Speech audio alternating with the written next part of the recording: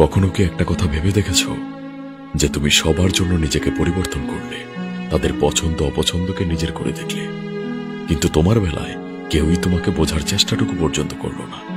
তুমি সবার কষ্টে পাশে থেকেছো, অথচ যখন তুমি একাকিত্ব অনুভব করলে তখন কেউ এসে তোমার খোঁজ পর্যন্ত নিল না। আর এইসব কিছুই হয়েছে তুমি নিজেকে সবার জন্য অ্যাভেলেবল করে ফেলার কারণে। সবাই তোমার কাছ থেকে ভালোবাসার যত্ন আশা করে, কিন্তু কেউই তোমার মনের ভেতর জমে থাকা কষ্টটা বুঝতে চায় না। কিন্তু এর চেয়েও আরো ভয়ঙ্কর একটা সত্য রয়েছে, সেটা কি জানো?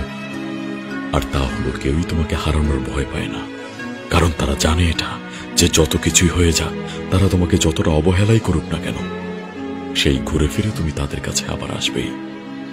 আর এই কথাগুলো যদি তুমি কখনো অনুভব করে থাকো, তাহলে কখনো নিজেকে একা ভেবো না। আমরা প্রতিনিয়ত অনেকেই এই নির্মম বাস্তবতার সম্মুখীন হচ্ছি, আর তাই নিজের জন্য বাঁচো।